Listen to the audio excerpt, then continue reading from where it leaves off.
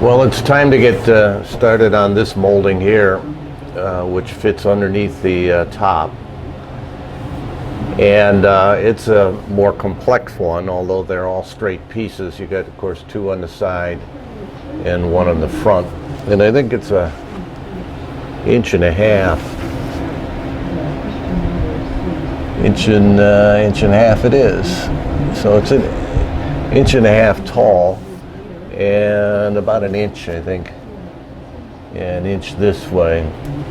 So you got a flat here that's about 1/8 of an inch, and then this, it's not a true curve, looks like an oval. There, a bead, a little fillet, and another cove down here, which is probably 3/16.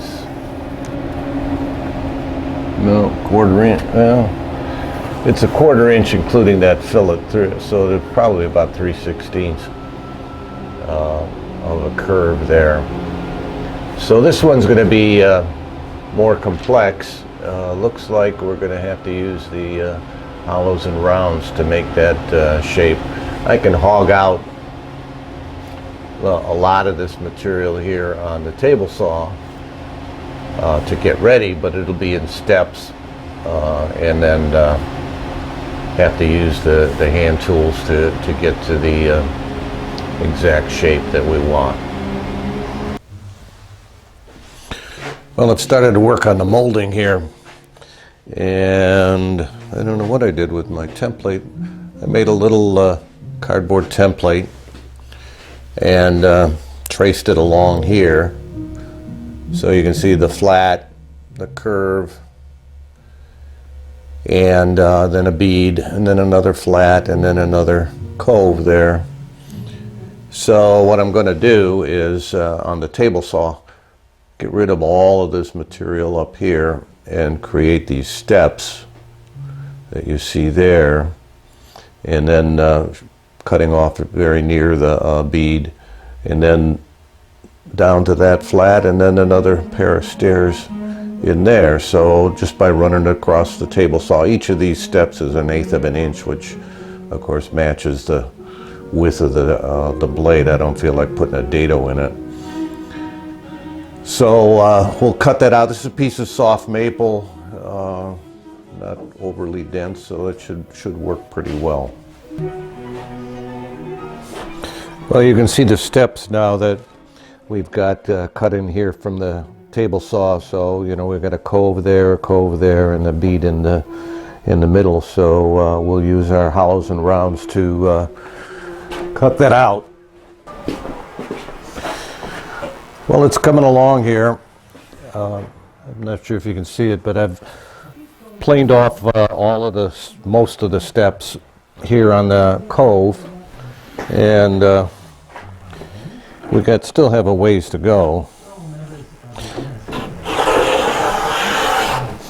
And I'm taking relatively light passes.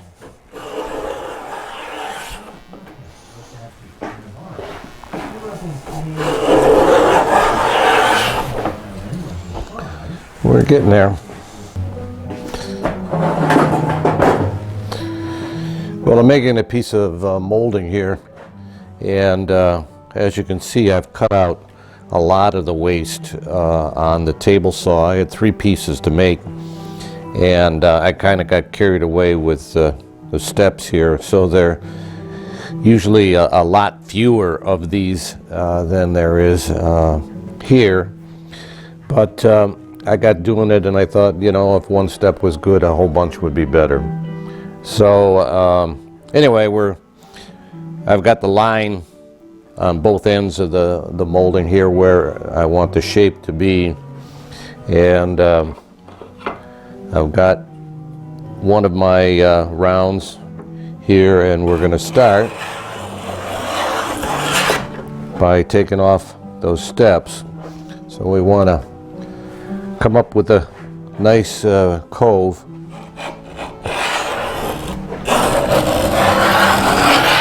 The mahogany is pretty easy to work, except that it keeps changing, the grain keeps changing direction because this is slightly figured.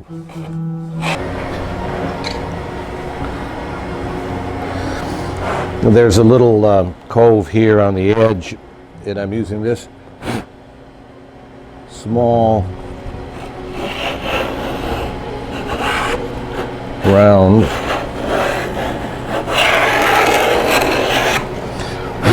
to complete that cove, which looks pretty good right at the moment. It'll need some scraping there. So all I've got left is the bead here. So we'll take a small hollow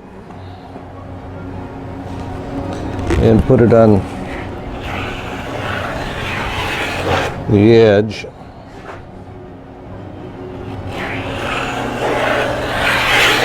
And begin to round it over. And we have to do it on the inside as well.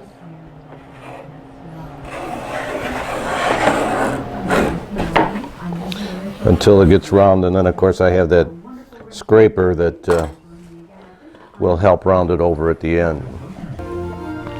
Well, I'm cleaning up this piece of molding here that I've made with the hollows and rounds, and I made this scraper particularly for the bead here, so it's shorter on this side than it is on that side because the way the molding is. And it's just a matter of pulling it along the bead, and it makes nice shavings, and getting it nice and rounded over and cleaning it up. So I did use a small hollow here like so to round it over, and on the inside and then on the top, and that left some facets, so that's what we're cleaning up here with this. And then on the this little cove that there is down here, I've got this one that I made for a different project, but it seems to fit in there quite well. And I can use that as a scraper to clean up the cove. So that's kind of where we're at. This one's just about done, so I got 2 more to do. Well, I've got the 3 pieces of molding made now. So it goes up under here, obviously. So we need to miter the corners out here. Boy, there's not a whole lot extra there. Let's hope I got enough. Anyway, this is the front. We got 2 side pieces that there's plenty of. So that's the next step, is to make nice tight miters.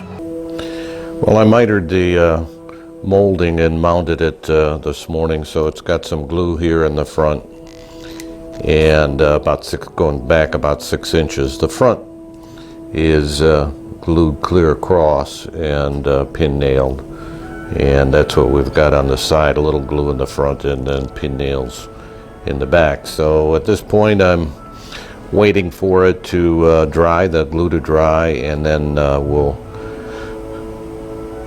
shape the corners a little bit where the molding doesn't meet exactly, but otherwise they're pretty good miters.